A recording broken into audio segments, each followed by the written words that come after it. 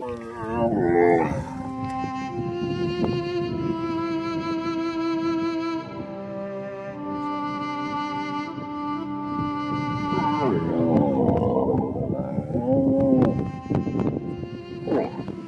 back to the Heart of Arabia Expedition podcast. So, it's day 11 and we are camped on the western side of the Dakhna dunes, which, according to people who travelled before Philby, provided and presented a huge challenge to anyone trying to access Central Arabia. And in his book, The Heart of Arabia, Philby wrote that fearsome is the grim barrier which protects the core of Arabia from the consuming canker of foreign penetration and foreign influence.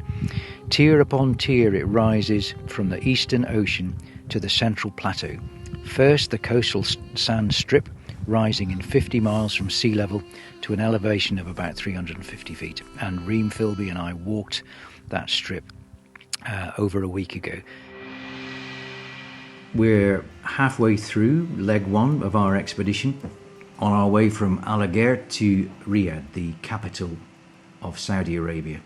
If you've been following our earlier expedition podcast diaries, you'll know me by now. I'm Mark Evans. If you're new to the podcast, then I'm an explorer based in Scotland and Oman, and someone who's fascinated by the inspiring world around us, its people and its cultures. In this third of the longer form podcasts, we're going to keep reflecting on the key moments from the first part of the trip, taking time to think about Philby and what we learned through journeying in his footsteps. We're also going to introduce some new voices as we look in more detail at the time Philby spent in Riyadh with Abdulaziz ibn Saud. So Philby had a huge impact on how Saudi Arabia developed in a micro way, if you like. Their friendship grew, and I'm sure it had an influence on Abdulaziz, his decisions and his personality, and what he knew and what he took away from that friendship. And being such a character in the development of Arabia, that without question has an impact on the way his leadership qualities and his direction for the nation developed. We'll hear more from Saudi Arabian Ambassador to the UK, His Royal Highness Prince Khalid bin Bandar, later on. At this point in our journey, like Philby, we still had lots of desert, in our case a very windy desert, to cross before reaching Riyadh. When Philby did his journey in 1917, he didn't do it on foot, he did it most of the way on camel. And there's no way that we can do the Heart of Arabia expedition without experiencing camels. So we're here with a fantastic team from the Camel Club of Saudi Arabia. And this afternoon, Reem has been probably the first Philby for many, many years to get on the back of a camel in the central desert of Arabia. And tomorrow, if everything goes to plan, Reem Philby will be the first Philby in 105 years to reach the waterhole of Abu Jifan on the back of a camel. So we're looking forward to that very much tomorrow.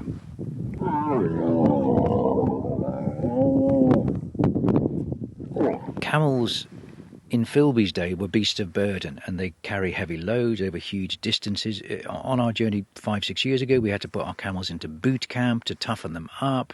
Camels have gone soft, and so I'm sitting here with Reem Philby, granddaughter of the great explorer. And Reem, I'm going to ask you a question, and if you could interpret that question. Sure. And let's see what answer we get. So my question would be that in the past, in your grandfather's time, camel was the fastest way to get from Al Agher, where we started our journey, to Riyadh. But surely the camel has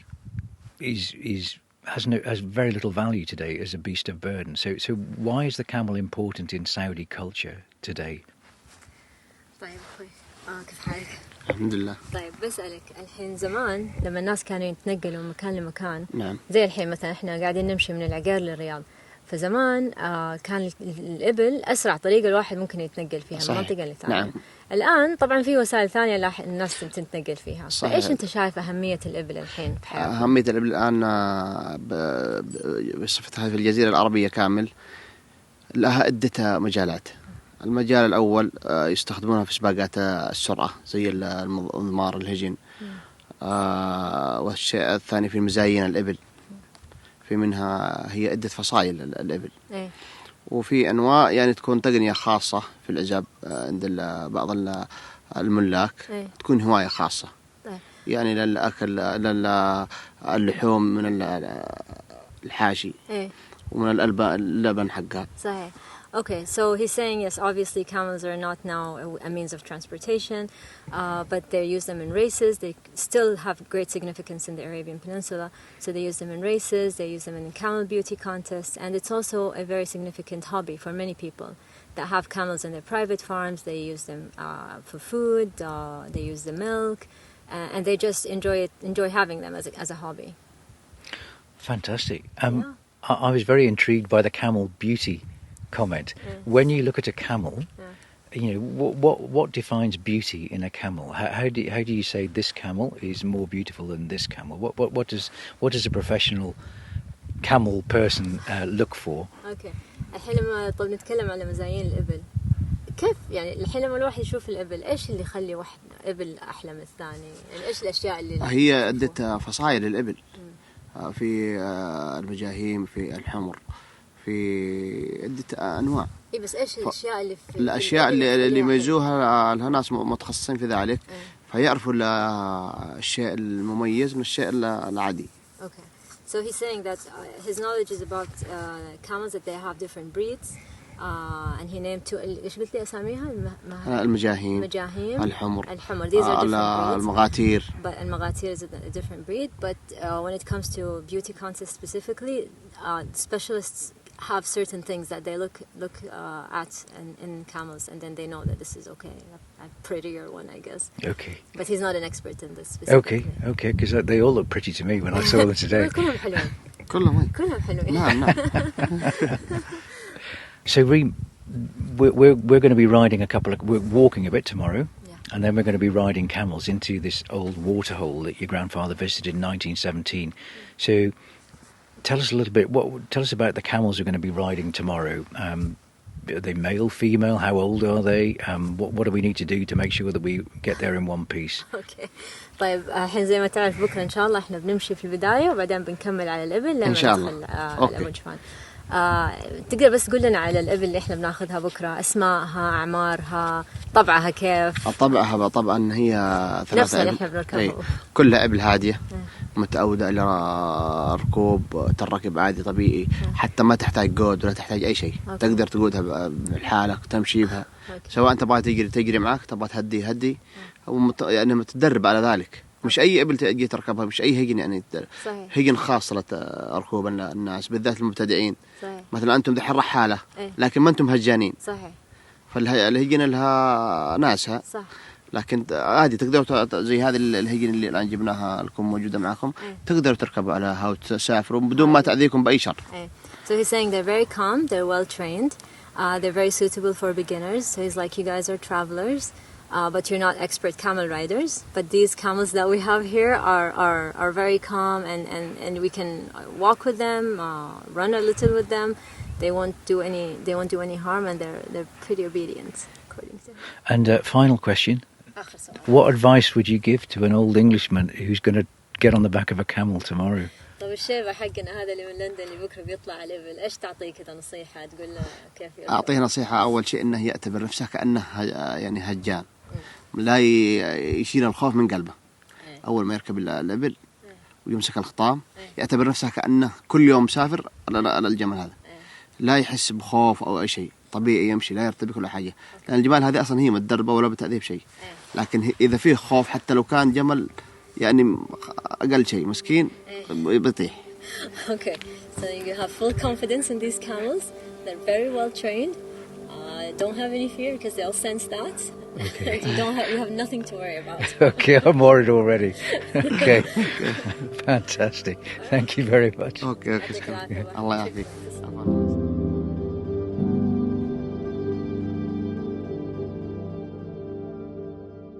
Mark, what was it like to see Reem riding across the desert? You must have had all sorts of images going through your mind of Philby Senior doing the same thing. Yeah, I think what was going through my mind was that this is it. Actually, this is really why we're here, and just that dimension of having a real living Philby with us and just winding the clock continually back and forth, 105 years backwards, to kind of empathise and try and imagine what he was going through, and just seeing the blood of Philby on the back of another camel here in 2022, 23, just on that same patch of ground. So it was one really of immense pride in her, in Reem, but also immense pride in what we as a team had achieved to get to this point. I've been asked by our persuasive producers at Adventurous Audio to speak a little bit about what motivates me to do this kind of thing, and to talk about maybe how I kind of connect to Philby and what it all means to me. And I think if I where does it come from, what I do? Because I've been doing expeditions for over 40 years of my life. And I think it essentially comes from a childhood growing up in rural Shropshire. And, I just grew up being outdoors, very comfortable in my own company, and silence, I think. It's having a rural childhood, used to silence and quite comfortable in silence. And so, it's a lifetime of exploration, really, that was kick-started by a fantastic charity in the attic of the Royal Geographical Society in London, set up by a survivor of Scott's South Pole expedition, Murray Levick. And it was, when I went with them in 1979, called British Schools Exploring Society, and it still survives today. It's evolved and is doing fantastic work for young people in Britain, called British Exploring Society. And I went with them when I was... 17, 18, never been to London, went for an interview on the train, ended up being offered a place on a 6-week expedition to North Norway, just north of the Arctic Circle, with 60 other people, one of whom I knew, my best friend Dowie, and shared a tent with 2 people I'd never met, grew up incredibly quickly, undertaking scientific research in an extraordinary place where the sun didn't set for 6 weeks. And that really opened my eyes and opened the eyes of, a young lad who'd really set foot outside the Shire of Shropshire. And a bit like Frodo and Bilbo Baggins, really, and opened my eyes to a world of opportunity. And in my 20s, I just did not stop exploring, skiing across the Greenland ice cap. And there was a theme to these expeditions in that I tended to be attracted to following in the footsteps of extraordinary journeys, just trying to empathise with the amazing people that did these journeys. So one that springs to mind with my friend Nigel Harling is we skied across the Greenland ice cap following the footsteps of Fridtjof Nansen, using parachutes to haul us across from east to west.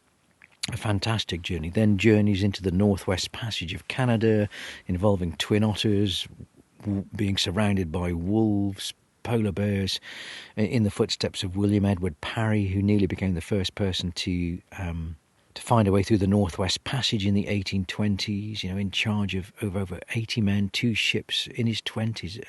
Amazing leadership and foresight to avoid utter disaster. So from all of these old explorers, I learn a lot that enables me to move forward. And then I went back to the charity that gave me the opportunity as a young person, and I started leading expeditions for them off the north coast of Norway, much further north at Svalbard. And I spent 2 years of my life now living in a small tent on Svalbard, leading groups of young people, and that's really where I get my enjoyment today. I've done all in my younger days. I'm 61 now. In my younger days, I was, quite happy to carry a 40-kilo backpack. Well, no, I wouldn't say I was happy to carry a 40-kilo backpack, but I have carried 40-kilo generators on my back up and down mountains in Norway.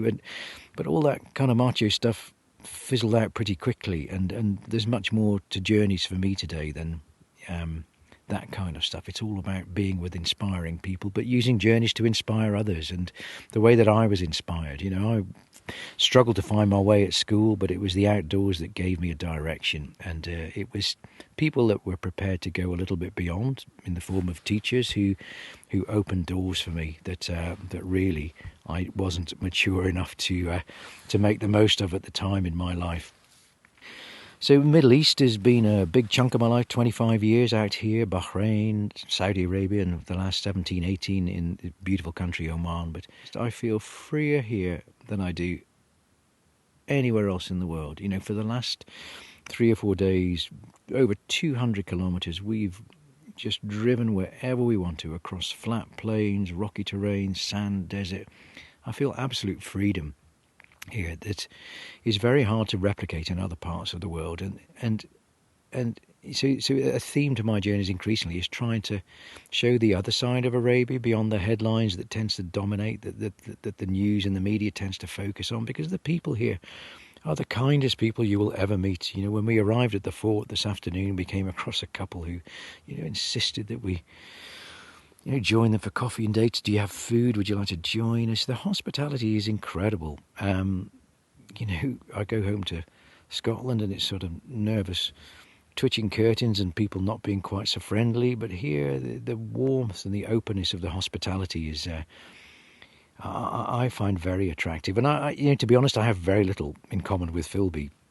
I think, he's an absolute intellectual man on a plane way beyond me, but what we do share is just, we are both, when I read his books, the common ground between Philby and I is that we are both at peace, and we both find contentment in the desert. He used to plunge into all sorts of controversial stuff in more civilized surroundings, but in the desert he was his own man and he did his own thing.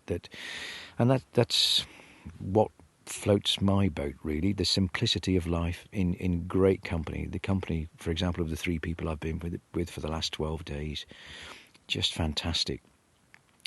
So I feel completely comfortable out here. I feel very uncomfortable in noisy, crowded places. And that this is where I find that contentment. What do I admire about Philby? Just that he's a man of absolute conviction and principle. Yes, he irritated the heck out of his own government, but thank goodness for people that stand up for things that aren't quite right and object, even at the cost to their own careers, perhaps. And not many people have the conviction to do that these days. And I do wonder what Philby would be doing if he were around today, because all this greenwashing and political speak was certainly not for him. And I'm sure he would be plunging into more controversy. But I really do admire someone who is prepared to upset the status quo and just speak out when things are not right. And, he was a man of principle. And a lot of people say he must have died a wealthy man. He was the confidant of the king, one of the wealthiest people in the world when he was alive, for over 43 years, really. And He helped negotiate the biggest oil deal in the history of the planet when Saudi sold its concession, not to the British, but to the Americans via Aramco, what is now Aramco. But you know what? Philby died a poor man, and the reason he died a poor man, despite the king offering him all sorts of rewards to thank him for his friendship and his counsel, Philby said, no, if I take that from you, Your Royal Highness, then I can never challenge you. I can never question what you say. So someone who puts those principles before money, stands very high in my regard.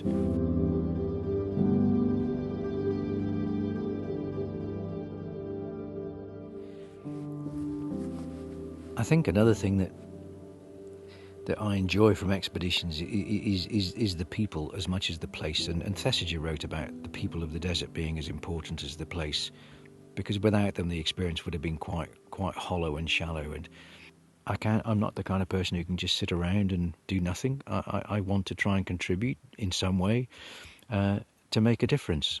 And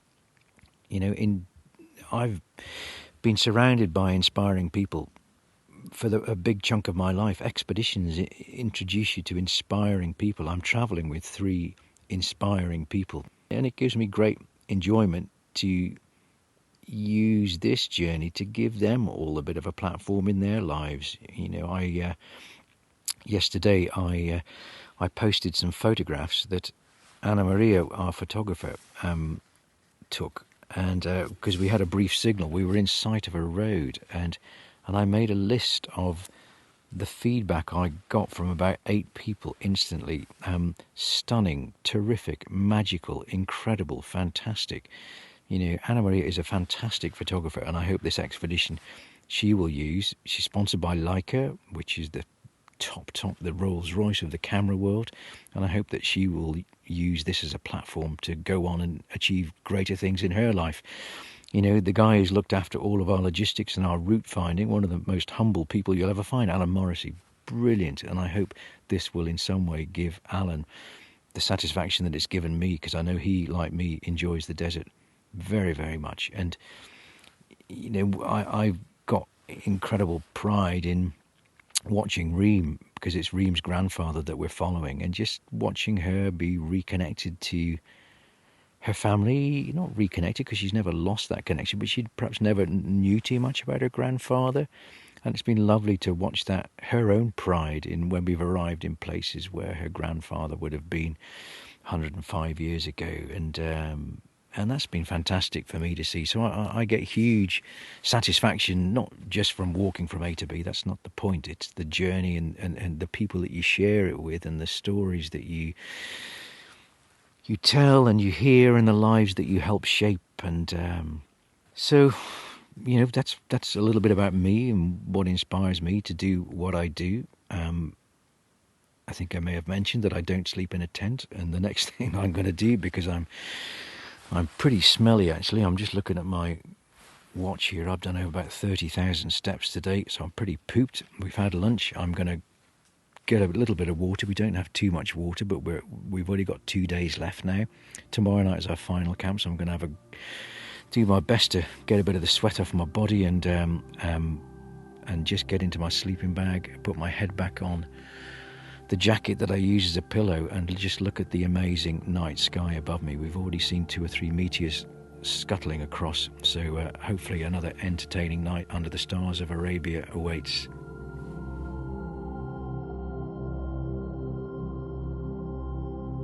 The wind that has been quite strong for the past few days abated. It was a beautifully calm evening. Temperature dropped to 9 degrees. A beautiful new moon, a Hilal moon, rose briefly and then sunk behind the escarpment. It was a rocky landscape last night. Mars, again, the stars were incredibly bright. Mars, Jupiter, Orion, very evident. We had bats flying around the acacia tree underneath which we camped.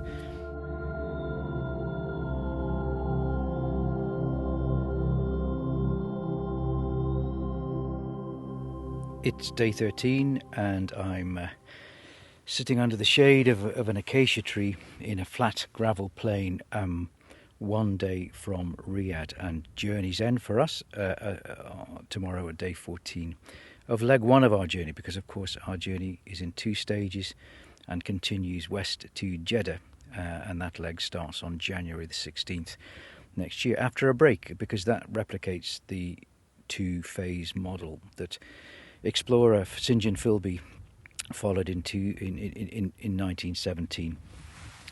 So last night we camped near the fort of Abu Jifan, a very well-known water hole, and that for Philby was one of the first watering places that he was able to reach after leaving the great oasis of Hufuf and Al-Assa.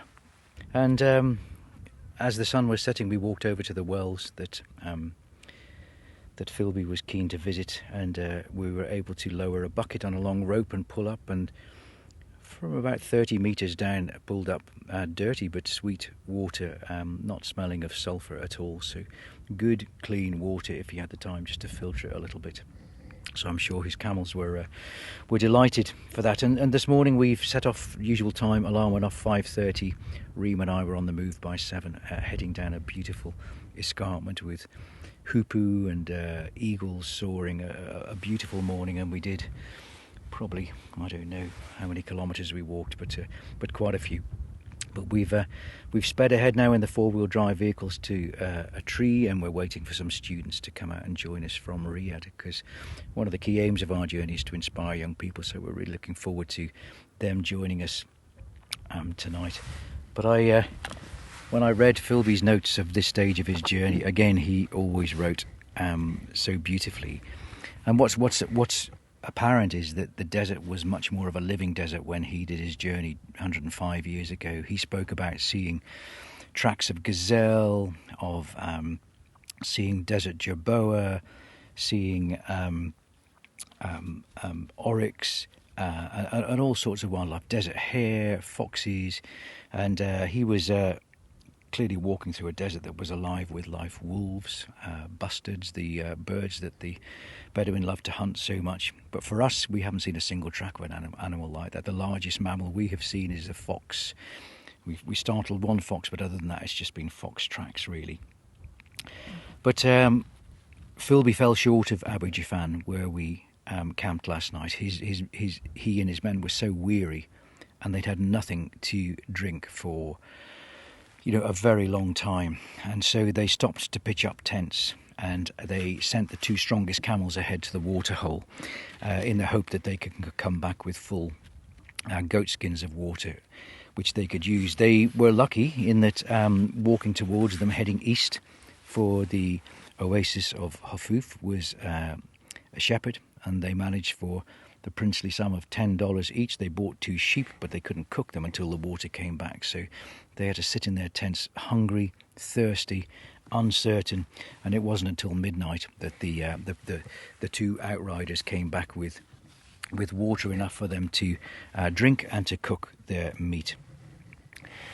So the next day they pushed on to the wells that we camped by the side of last night, and it said the camels were couched and driven after unloading to the troughs, where the thirsty brutes pushed and struggled for a place, and extending their long necks to the water, drew in long draughts, pausing a while to shake their dripping blubber lips, and again descending to the troughs, which the men, drawing and pouring amain, had much ado to fill as fast as the outstretched necks absorbed their contents. So visiting a waterhole was absolutely essential for any traveller, but it also exposed you to great risk, because the resident tribes and the bad guys in the area would know that any travellers would have to visit those wells. So, it wasn't something that could be rushed. It takes a long time to fill a goat skin full of water and pull it up. It's leaking all the time, so not all of it reaches the camel. But it's something that needs to be done, but needs to be done relatively quickly. Philby sounds like he was an incredibly resilient man, Mark. Am I right in thinking that? I think you are. I mean, he was ferociously so, I think, in every respect. In fact, every photograph, apart from one I've ever seen of him, is quite intimidating. But because he tends to glower at you, he has the ability to arch an eyebrow and just look with great disdain at you through that photograph. But, for me, resilience is not about survival. It's about being able to thrive and succeed and be productive in challenging landscapes. And I have to just take my hat off to him, because for me every day was a real challenge physically, mentally, yet I wasn't doing a tenth of what he was doing in terms of mental engagement and physical, and the observation and riding a camel for 11.5 hours a day. Relatively, I had it so easy.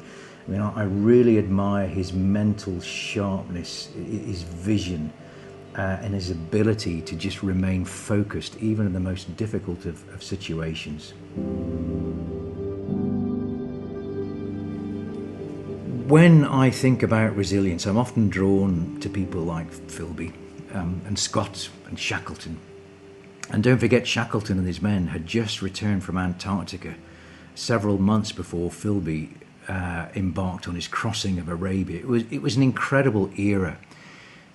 And I can't help wondering whether people were more resilient then than we are today.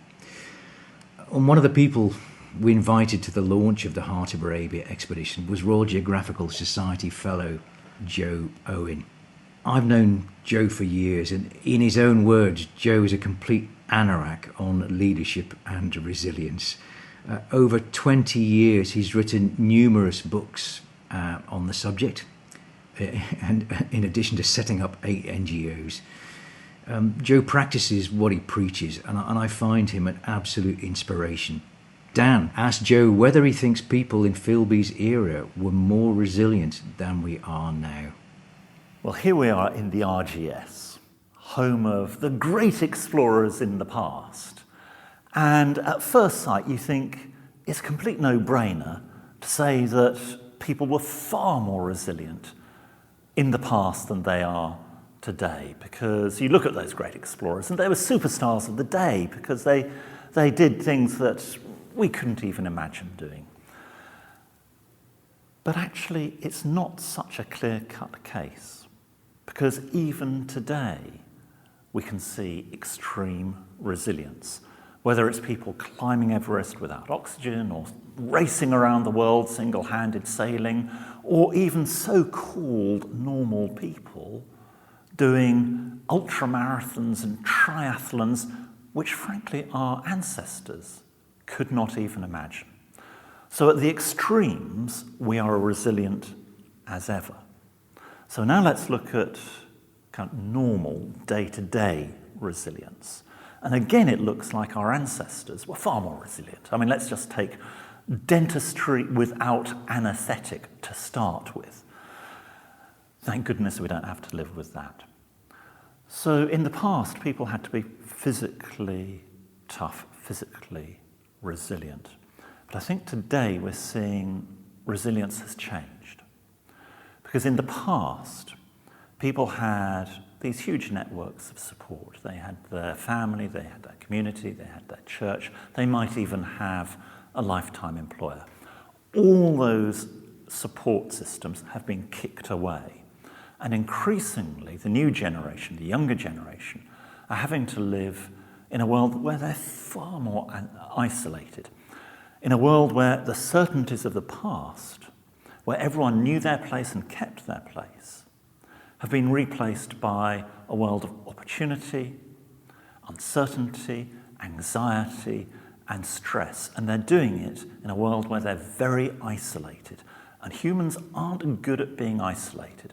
So in this new world, we need a new form of resilience, which is much more personal resilience and mental resilience than we've ever had before. And finally, I think resilience is changing, and it's very contextual. So, for instance, today we are coming to see the heart of Arabia with the wonderful and inimitable Mark Evans, who is extraordinary because he can thrive in deserts where you or I would probably not last a day. But in his own words, he would struggle to last a day if you asked him to sell double glazing. So from that we can see that resilience really is very contextual. And when we learn that context, then we know how to thrive and survive in that context. So are we more or less resilient than in the past? Is the younger generation more or less resilient? I think the resilience has just changed. And finally, please, please, please, let's not come out with that old insult against Gen Z, which is that they're a bunch of snowflakes. Because remember that when you have millions of snowflakes, you get a blizzard, and that's what they're having to survive. Is resilience inherent, or is it learned? Because Philby was a very resilient man in his own particular way. Mark is a very resilient man in his own particular way. So resilience, there probably is some genetic resilience in there. I'm not going to argue about that. But overwhelmingly, everyone can learn to be far more resilient in their context. And if you look at it, resilience in itself is actually a mix of a whole series of different mindsets and techniques. So for instance, optimism is a fundamental element of resilience. Courage is part of resilience, and courage, even courage, can be learned. And there are other bits of resilience, such as getting support. Don't try and be a lone hero. Lone heroes succeed in the movies, but but they fail in real life. Behind every successful hero, in reality, there's a whole team supporting them and guiding them on every part of their journey. So resilience can be learned, even optimism can be learned. I say this as a recovering pessimist. So I can now give you the recovering pessimist's guide to optimism. So all these things can be learned, and it's a bit like learning to play a musical instrument. Maybe we won't become the great maestro who plays at Carnegie Hall, but with a little bit of practice, we can become far better than we were before, and probably far better than most other people around us. Thinking about leadership, what so appeals to you about what Philby did, but also what Mark is going to do? What I love about people like Mark is that they have this immense sense of possibility. In a world where everyone's a bit negative and a bit cynical, they're like a breath of fresh air. They see possibility, they see opportunity, and they grab life with enthusiasm and optimism. And in many parts of the world, enthusiasm is seen to be a certifiable disease. But to me, it's the engine of life, the engine of success. And people like Philby and Mark Evans have it in bucket loads. Mark, if, as Joe says, the engine of life is enthusiasm, what's the engine behind your personal resilience, do you think? I think my wife would very quickly say, and I suspect I probably have to agree with her, an irritating tendency to be constantly positive about anything. If something's not going to work, I don't dwell in it, I move on pretty quickly. But, I am an enthusiastic person. I kind of wave my arms around a lot when I'm speaking, I'm told. But I am told equally that I'm a very positive person, and I think that enables me to nowhere reach the heights of resilience that Philby had, but overcome challenges that confront me in my life. The noise you hear in the background is a noise we haven't heard since November the 14th when we left Riyadh, because we've now reached the heart of Arabia, the centre of the capital city of Saudi Arabia, which is where Harry St. John Philby arrived with his camels after 15 days of travelling from the east coast, Al Aghair, where we started our own journey on November the 16th. When we reached Riyadh, it took us quite a while to get from the outskirts to the centre, Masmak Palace, where Philby would have met Ibn Saud 105 years before. For Philby, Riyadh was a community of 17,000 people. For us, it's a city now of 7 million. But the arrival was, going back to the analogy of a marathon, just one of hugely mixed and confused emotions, really. Immense pride, utter relief that a physically exhausting 14 days had come to an end, but one of enormous satisfaction that we'd achieved our goal, we'd achieved our aim, and done so safely, and were to be walking around a beautifully restored old fort in the heart of this great city. And inside that fort, you will find reference to the man in whose footsteps we'd walked for the past 14 days, because he played such a pivotal role in the evolution of the Kingdom of Saudi Arabia. We have to remember that he was here on a mission to meet an extraordinary man who the British felt they should support. Philby writes in his book, The Heart of Arabia, "Shuffling off our sandals at the threshold, we entered a large square room to be received with much cordiality by a little old man, somewhat inclined to stoutness, sharp-featured and bright-eyed, who led us towards the cushioned settees at a corner of the room by an open window. By a sort of instinct, I became aware of another presence in the room, hidden at our entry by the central supporting column. A stately, figure tall and upright, clad in flowing robes of white, overlain by a mantle of light brown, with a kindly, manly face, standing apart as if from shyness. This was Ibn Saud himself, Abdulaziz ibn Abdurrahman ibn Faisal al-Saud, ruler of Wahhabi land, and the other man was his father. King Abdulaziz was a mountain of a man who was a leader, a warrior, a diplomat.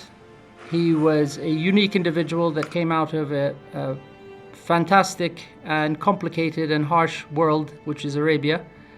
So I am Khalid bin Bandar bin Sultan. I am the Saudi Ambassador to the United Kingdom. They sat together. King Abdulaziz was a unique individual. One of his great qualities was his curiosity. Whenever anyone came and visited Riyadh, he always grabbed them and questioned them incessantly all night, and spoke and asked and wanted to know what was going on. He really understood the power of knowledge and information. And so he spent a number of hours grilling Philby about what was going on, what were the British thinking, what was happening in Iraq, what was happening in Britain, what was happening in the rest of the world, what was likely to happen in the war, where things were going. And they really bonded over that. Philby saw that curious nature and that intellectual spark that King Abdulaziz had, and I think he hadn't seen much of that in the heartland of Arabia. Most people, while incredibly hospitable and welcoming, were not that open to discussion in Central Arabia, and he found a very different character in Abdulaziz.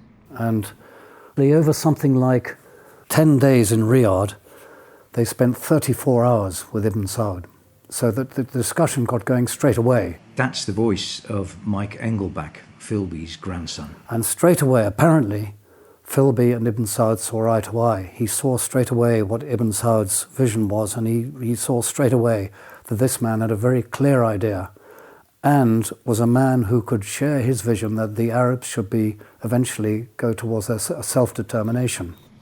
King Abdulaziz, his whole life was spent in the heartland of Arabia. When his family was exiled from Najd, he spent a lot of time traveling Arabia, trying to find a new home.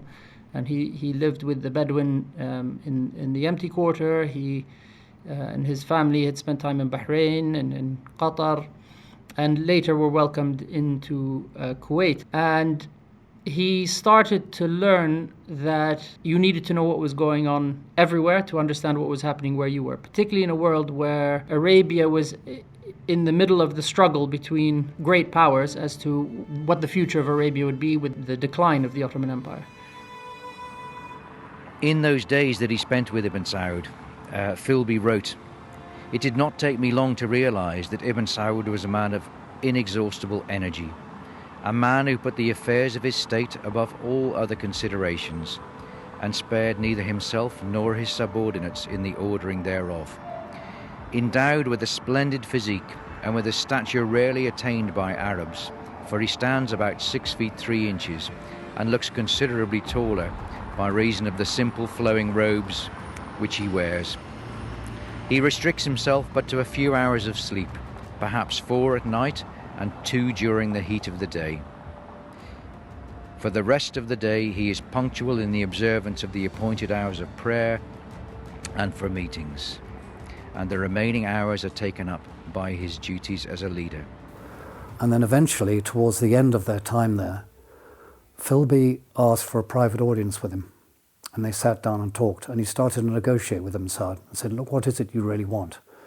And Ibn Saud then let rip about his, maybe hatred's too strong a word, but certainly his aversion to King Hussein, and said he can't understand why the British pay, whatever it was, £20,000 a month to support King Hussein, and he gets a measly £4,000 or £5,000, plus other annual grants and things like this, and the way they've supported and they've trained his troops and all of that. He can't understand why the British haven't been more forthcoming to him. And he said, "I will never get together with Hussein, and you have to understand that." And Philby was then told by the British, no dice. The British said, right, come home. Hussein had said, all that western side of the nation is, well, it wasn't a nation then, of the country, is not under Ibn Saud's control. It'll be a very dangerous trip. They can't possibly do it. You'll have to wait until someone can come around by boat and talk to him over there. And so the British said, right, come home to Philby. He said to Ibn Saud, well, why don't we prove them wrong? Why don't I take an expedition across and go and meet Hussein? And so he agreed. And he gave him an escort, I think it was something like 30 camels, 25 men, and sent him off and said, go with the grace of God, good luck. So for the expedition team now, we've just parked our 2 vehicles outside the restored fort of Masmak, which is in the heart of old Riyadh. And this is probably the area where Philby would have met Ibn Saud for those days and those hours. We have 2 very dirty vehicles, lots of very dirty, filthy equipment. None of us have had a shower in 14 or 15 days, and I'm not quite sure what the priority will be when we reach Alan's apartment in downtown Riyadh, but we've got a lot of work to do over the next 2 or 3 days to unpack the vehicles, get everything cleaned and ready for leg 2, which will start in 6 weeks' time, before Anna flies back to Switzerland, I fly back to Oman, Reem flies back to Jeddah, and Alan can have a much needed rest and catch up on his own work here in Riyadh. Philby saw his chance to continue his journey west to Jeddah, and that is what we will do. We'll be talking about issues such as mental well-being, how being outdoors is clearly beneficial for our mental and physical well-being. We're talking about the importance of the moon in Arab culture, and we'll be witnessing a new moon whilst we're out in the desert. And we'll be continuing the science work that we started on leg 1. And so much more. I hope you've been enjoying the Heart of Arabia Expedition podcasts. And do remember to subscribe so that you can keep following our journey without missing an episode.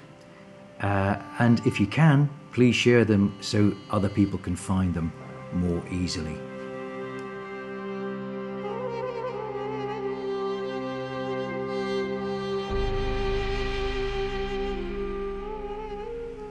The Heart of Arabia Expedition podcast is an adventurous audio production.